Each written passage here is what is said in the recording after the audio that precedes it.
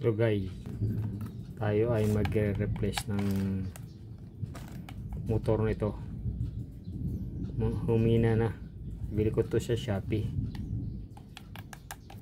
Medyo naloko ko rito German na pinakita, pero itong dumating hindi German, pero nagamit ko rin naman to namang ilang beses, so walang tatak yung dumating.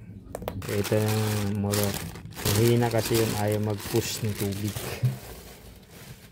Ganyan ang kalimitan basta China na ganito.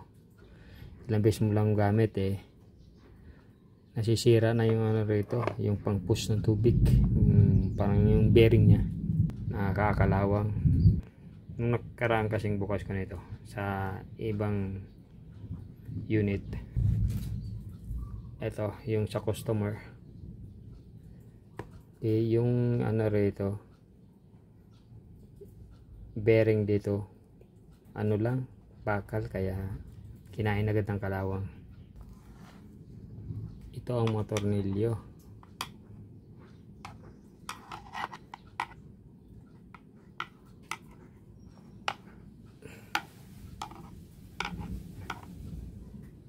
Bubuksan mo lang naman yan, tapos i-replace mo lang ng bagong motor.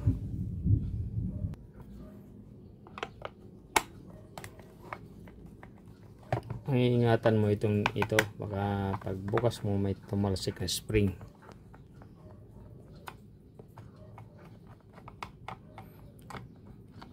Yan, umawasan ito isang tornilyo. So i-cut muna natin, hindi na natin pakita lahat ng pagbubukas. Bukas na, parehas lang.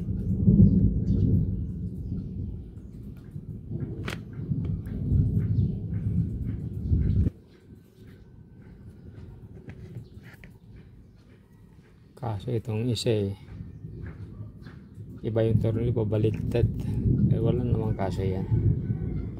Tornilyo na kaano, babo itong isa.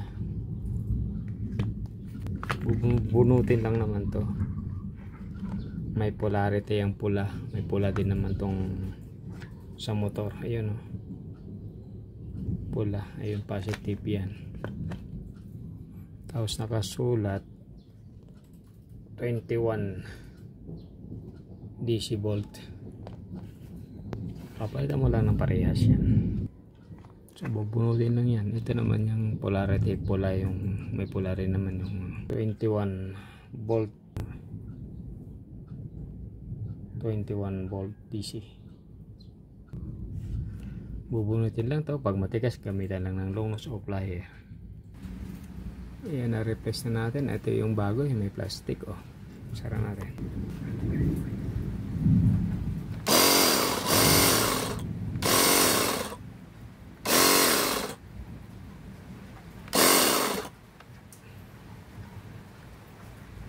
May tumulong tubig yung initial na, so ibig sabihin nag-push naman yung kanyang bearing. So tatakpan na, yun lang yun.